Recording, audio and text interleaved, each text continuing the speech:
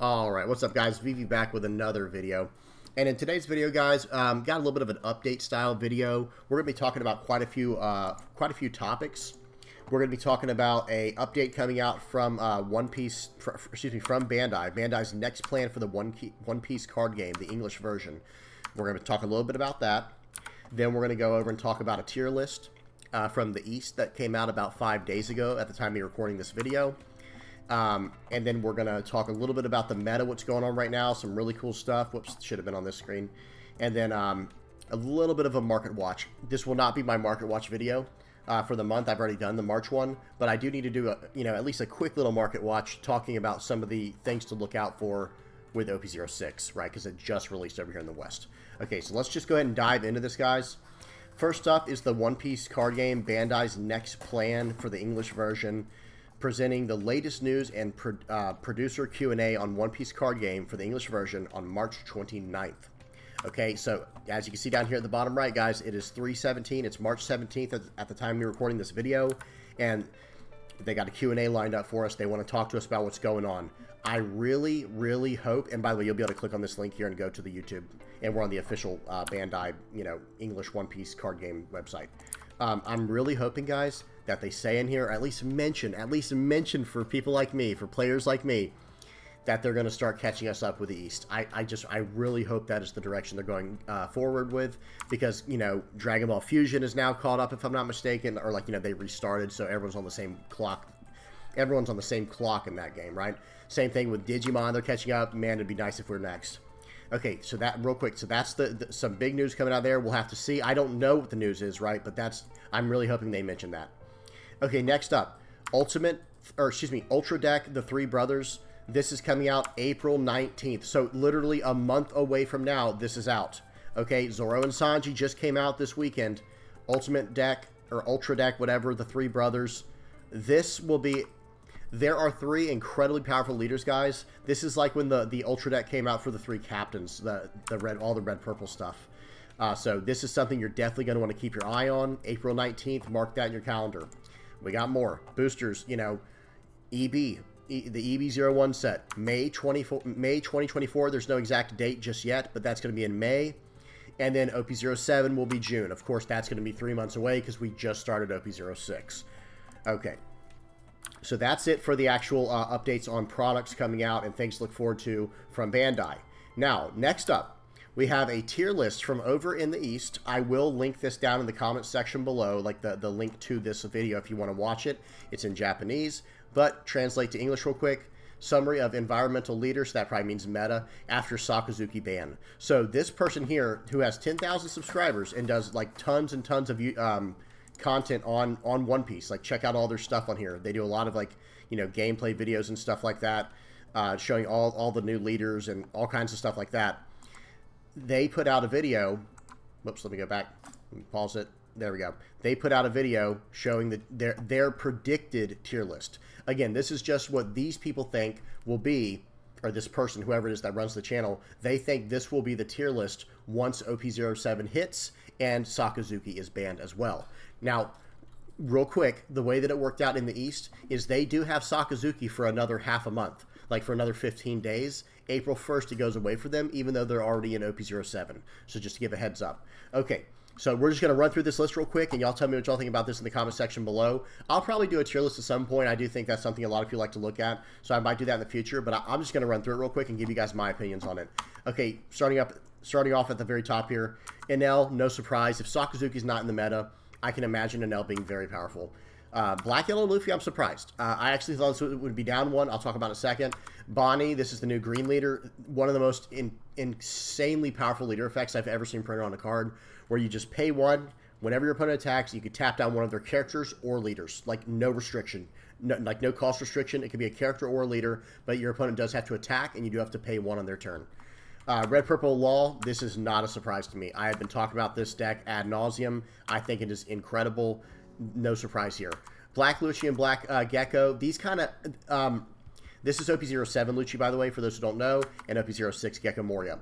This is no surprise to me, because if Sakazuki's gone, then these decks kind of take their place Not saying they're better than Sakazuki, but it's like they were just a little bit underpowered compared to Sakazuki, so I'm not surprised that they take their place. Y'all tell me what y'all think in the comment section below. Nami, I'm very surprised to see up here. I don't remember, like, when I was going through all the OP07 cards, I did not see any specific card that was, like, you know, that jumped out of the page of me saying, like, oh, yeah, Nami should be up here at Tier 2. I don't know. I'm not buying that. We'll have to see what happens, you know, over in the East. Boa Hancock, Tier 2. That makes a little bit of sense. I actually kind of thought it'd be Tier 3, but we'll have to see how that works out. Reiju. This, again, I kind of see this as Tier 3, but it probably depends on the pilot. It is what it is. It makes sense to some extent because of how powerful some of the cards are and interactions in it. Green Yellow Yamato. I actually thought this should be up in Tier 1. If I were to arrange this list, and I have no experience in OP07, this is just me going off pure intuition and just prediction, which is what they're doing too, by the way. You know, they are going off predictions and intuition as well, because they have not had the format without Sakazuki just yet. They will have Sakazuki for another half a month, even though they're in OP07.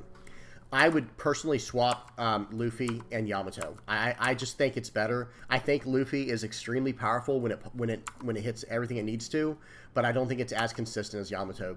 And again, that's just me personally. Blue-Black Rebecca. That makes sense. Now that the Blue-Black, the main primary Blue-Black deck is gone from the format that many people were considering like the absolute best deck. Yeah, now there's a chance for another Blue-Black deck to step up. And Rebecca was always just a little bit behind Sakazuki, in my personal opinion. So now there's a very real reason to run this if Blue-Black is your color pool. Vegapunk, Tier 3, yeah, that's not surprising to me, but Katakuri is. I'm surprised they had Katakuri here. I would swap these two. Like Nami would go to Tier 3 for me, Katakuri to Tier 2. I would also probably, personally, again, this is just me personally, I would be swapping Boa Hancock for Uda. I think Uda in the correct hands is just a deck that generates insane amounts of value, keeps constant pressure, and just has a very solid matchup against most of the format. But again, that's just me. So Uda down here at Tier 3. Red Purple Luffy, very good as well. Dragon, this is Mono Red, OP07 Dragon. Prona down in Tier 3, not horrible. And probably correct. I would say that's probably right. Maybe needs to be Tier 2, but Tier 3 makes sense as well. And then you've got down here Zoro. I'm very surprised Zoro's down in Tier 4. I would just straight up move him to Tier 2. I feel like this deck, we're going to look at some more decks in a minute. We're just going to kind of sift through these. But Zoro's already winning first place at like 64-player tournaments in OP07. And that's while Sakazuki is in the format. So that's very interesting to me. But yeah, we're seeing a lot of Namis up here too. Like second place Nami, top 4 Nami at a 300-player tournament that Sakazuki won. So we'll look at that in just a second. And one of the main reasons we're looking at this, guys, is so that we know what kind of cards we need to buy. Because remember, I'm going to look at some of the cards here. There's going to be some cards we need to probably, you know, consider buying now. Because once you have them, you know, they'll be good for like 2 sets. Like, for example, like cards for Reiju. Any cards you buy for Reiju or Gecko Moria will be good for 2 sets. This set and the next set, you pretty much know, unless some kind of ban happens. Obviously, we can't control that. That's not up to us. So anyway, let me finish out the list. So Zoro down here at Tier 4, I would just move him to Tier 2. I just think this is a very, very powerful leader, very powerful card pool. Like, everything it's meant to do, it does it very well, very consistently. So I mean, at least Tier 3 for Zoro, maybe Tier 2. We'll have to see. Purple Luffy, not too surprising. I won't comment too much on that. Red Blue Vivi, popping up on the list, very cool. Red Yellow Bella Betty, Red Green Trafalgar Law. And then over here on the right here, hurts my heart a little bit. They got Blue Yellow Ace, Red Yellow Sabo, Black Purple Z, Red Black Sabo, Blue Yellow Queen, and Blue Green Zoro and Sanji. So really cool list. Like I said, if you want to check this video out, I will link it down in the comment section below. Y'all can read the comments and whatnot if you want to. Because you can translate all these. And I think if you, like, let me hit play. If you turn on closed caption, let me see if it translates it. Yeah, if you bring up the settings, you can change the subtitles to auto-translate to whatever your language is. I'm looking for English. Whoops. I was looking for United States at first. Sorry, guys. English. So you can change it to this and watch it and read along with it if you want to. And I always like to, you guys know me, I always like to at least shout out other YouTube channels because it just helps grow the community and everything. But anyway, overall, the little bit of changes I'd make is what I already told y'all up here. Like, I actually think that Black Yellow Luffy should go down. Yamato should take its place. Nami and Katakuri should switch spots. Boa Hancock and Uda should switch spots, in my opinion.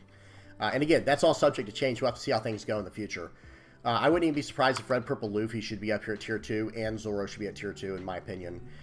Red Yellow Sabo, no way he's not at least tier 3, guys. There's no way. This deck, from what I've seen and from what I've experienced from OP06, and I know it's just on the sim, but man, this deck can absolutely pop off. Not quite the same as Black Yellow Luffy. It's a little bit different, but it's not necessarily worse. It just does it in a wider way. Like, Black Yellow Luffy just swings huge. It just goes super tall and swings wide. Or, excuse me, it swings tall, not wide. Red Yellow Sabo swings, like, pretty big, not necessarily, but it swings super wide. I just feel like this is like the perfect... Red Yellow Sabo, to me, feels like the perfect deck in between Black Yellow Luffy and Red Purple Law. I know there's no, like, reducing... Or there's no, like, returning Dawn, but it just seems so good to me. Glad to see if Blue Black Rebecca can make it, you know, start popping back up on the list again. That'd be good to see. I think she still okay, sorry guys, I'm like all over the place. I think Blue Black Rebecca still needs a few more cards to help it. That's just me personally. Like, I think it just needs a few more cards that'll help push it over the top. Like Dressrosa specific cards, so that the other like black or blue decks do not benefit from it. But yeah, that's about it for this tier list, guys. Really cool looking stuff there. I'll leave a link for that in the comment section below. And this is the first, you know, the first list that we're looking at from OP07. Now, Sakazuki is still, you know, how do I say this? It's not the first list. I have brought this up before. We're looking at some of the first decks in OP07. There have not been any major, massive tournaments just yet. Looks like there was a card fest here, but look at this. Lots of yellow going on here. But there haven't been any major tournaments. The biggest one I found was this most recent one that was 300 players. I will, of course, keep you guys updated on that as bigger and bigger tournaments come out. But look at the spread of cards here. That was one thing I wanted to say too, guys, real quick. Notice in first, like, S tier up here, or tier 1, whatever, yellow decks, black decks, red and purple decks, green decks, like, pretty much everything is accounted for up here. And then, like, tier 2, like, oh, but where's the blue decks? Well, they're all in tier 2. And they'll probably be able to battle against the tier 1 decks pretty consistently. But the tier 1 decks might have just a little bit better matchup against the format, like, as, you know, all together, however you say that. Excuse me. So really interesting stuff here. The format looks incredibly healthy as far as color distribution. Lots of yellow, not a ton of reds, but they're there if you look, guys. Like, look at this: Zoro, Bello, Betty, Zoro, Law, Dragon, Luffy, Red Purple Law, Red Yellow Sabo. Same thing with the blue stuff, guys. I would say the deck that's least represented on here is probably purple, because it's a Red Purple Law, Blue Purple Reiju, and then a Red Purple Luffy and purple Luffy. So I do think purple's kind of the least represented, but it is still in some of the top decks up here, at least as a what would you call it, like a, you know, a support color. So really good stuff there. So now going out of here, checking out all the same idea here, guys. Like, you can hop on OnePieceTopDecks.com if you haven't gone on here recently, and just see what all's going on. There's a lot of cool decks, and here's what I'm going to recommend you do. Say you're liking Gecko Moria, right? Well, click on a list that you think looks best for you. A lot of this is Navy stuff on here. But regardless, from here, you might want to start looking at how the prices are of the cards you want. Like, so, like, say Gecko Moria is a card you want in there for obvious reasons.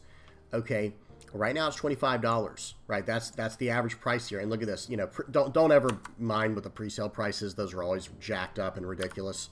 But look at this. It dumped straight down to $25. So it dropped $10, you know, as soon as pre-release was over. Got back up to $27, and it looks like it's going back down to $25. I would not be surprised if this card stays around $20 to $25. I'm just going to say it like that. So getting them for 25 bucks might not be a bad idea, because we're not sure yet how this card will move. Unless some kind of ban happens in the near future, this is a very powerful card. And I'm not suggesting a ban. Please don't misunderstand me. I'm saying that this is a very powerful card, and it will be in most decks, if not all decks, that run black. So this is a card worth picking up sooner rather than later, unless you want to try to predict the market and say, like, okay, no, it'll probably go down in price. It might, but I don't know if it will. This is one of those cards that might have, like, the Borsellino effect, you know, where like it just stays. Wow, this card shot back up to $50, by the way, guys. Look at that. Wow, yeah, see, look at this. It's one of these cards, though. Same thing with Eustace Kid, right? Where if there's not enough of them out there in the market, these are all the same rarity, by the way. Every card I just showed you is the same rarity. They're all super rares, including the Gecko Moria. And they're all super rare. So I wouldn't be surprised if this is around the cheapest you're going to be able to get this card for. I could be wrong. Again, I'm not like a financial advisor, guys. I'm not the best at predicting the market, but I do think I'm pretty good at it. And this card I would look out for. Okay, some other cards to look out for in here. I think Kikinojo is going to go down in price. Onami. It's mainly the super rares, guys. I'm just going to tell you this right now. The rare cards like Kikinojo, I do not foresee this card going much higher than $3, unless we're talking about like a few years down the road where there's not many left. Sure. But the super rares are what we have to look out for. The Hyoris, the Reijus, the Momonosuke's, the Gecko Morias, the Peronas, the Shirayas. And those are the main ones. Hody Jones as well. But look at this. This card's already dropping down in price. This will probably be like Enel, for those who do not remember. Enel, the 7 cost Enel. And one more thing, guys. Of course, I'm only talking about base rarity. I'm not talking about alternate arts. I'm talking about like the actual standard art for the card. For people who are just trying to play the game.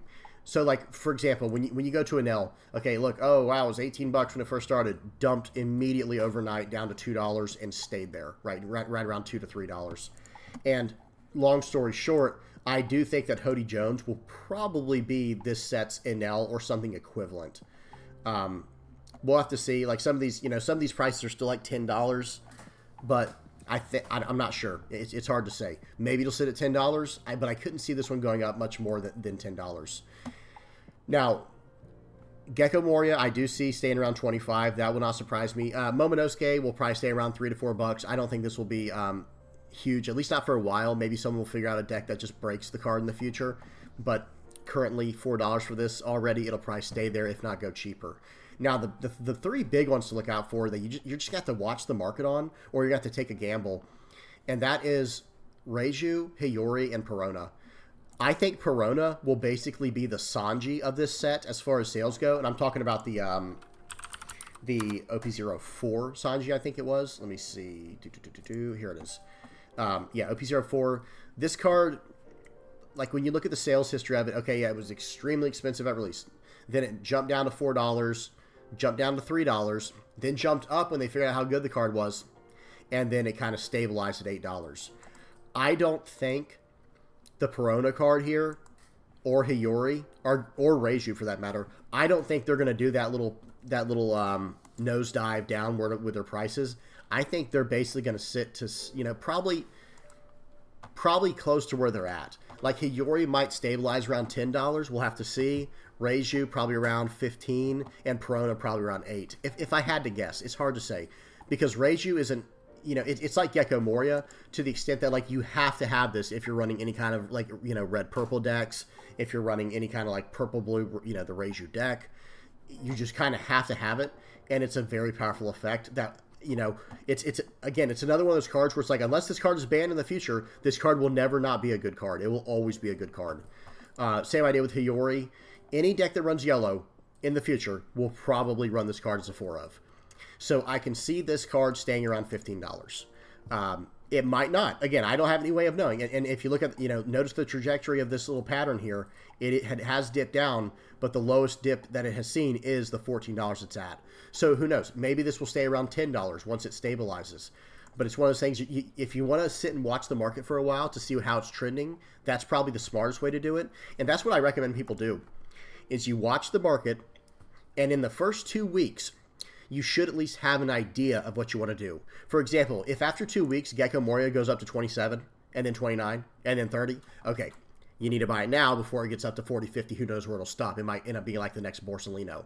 Whereas like with Reiju, same idea. Like, okay, let's see where this goes. This one I would probably monitor for another, 2 weeks is a good time period. Because if it's going like 17, 16, 15, 14, it'll probably stabilize around 12. So buying it now wouldn't be that, wouldn't be that big of a deal. Same idea with all these, of course. Okay, and I'm not going to go over any of the alt art stuff, guys. I don't care about those prices. I'm sorry. Now, some of the... I'm glad we went to this page. Zoro and Sanji. Aramaki is going to be super cheap. That'll be easy to pick up anytime you want because they're under $1. But Zoro and Sanji, the secret rares. Secret rares are hit or miss, man. These are really cheap right now. If you plan on playing Blue Yellow Queen, this might be a card to pick up now while it's really, pretty cheap. It might go down in price. We'll have to see. But now's still a good time to get it. I don't know about Zoro. I don't know how this card's going to go. because I feel like this is one of those cards you just want as a 2-of in whatever deck you're playing. So, you know, this will be up to your own judgment, up to your own wisdom here. Okay, so that's it for that. I think that's pretty much it, guys. Like I said, if you see a list, I recommend checking out this this tier list here, seeing what deck you want to play. Like, let's just say you want to play Green Bonnie. Okay, let's go ahead and check one out then. Let's look at a deck that did 3rd place at a 300 player flagship over in Thailand. Let's see what they're running.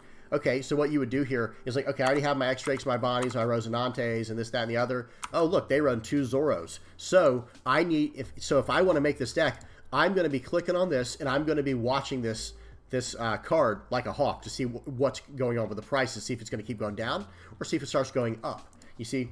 And then Hody Jones, same idea. We already looked at Hody Jones. Cavendish. Now the OP07 cards and the EB01 cards we don't have access to yet, but those you'll have to watch as they come out. But why not start getting these cards now while they're still relatively cheap? You see what I'm saying? That's one of the main reasons we are looking at this list today for OP07. All right, I'm done rambling, guys. This was just like a more of a general information style video. What are y'all looking forward to the most? I cannot wait until, what was the date? March 29th, I think? Yeah, this. I want to know what Bandai has in store for us, you know, has planned for us next for the English version of the game. I really, really hope, number one, they talk about product issues, supply issues. I hope they talk about that, number one. That is number one, to be fair. But number two for me is catching us up with the East. I know not everyone feels that way, and it's kind of a divisive subject for some people, but it's a must, guys, because someone like me, I'm on here trying to make content every day. I'm looking at all the newest decks every day. I want to play with these new cards. Look at this Sanji list, guys. Okay, randomly bonus content right here. We got to check this out. What is this? Okay, Sanji, very cool. 4 Pilafs, 4 Onigiri, 4 Punk Gibson. Bunch of the 3-cost 5Ks to cheat out with the Onigiri. Very cool. Wow, very cool. And it went 4-0. It beat a Rosinante, Kuro, Yellow Yamato, and Blue Yellow Ace. Okay, so not the greatest decks to beat, but still, it was Sanji. We had to check that out. All right, I don't know where I was going with that, guys. I'm just always on top of. I'm always trying to stay on top of like whatever's coming out next. So as soon as they catch us up, if they catch us up with the East, I will be such a happy camper. And of course, when they print my Rayleigh card, obviously that's an inside joke for people who watch the channel. All right, guys, that's enough. Let me leave it on this to end. And please do not forget to like and subscribe. And until next time, guys, peace.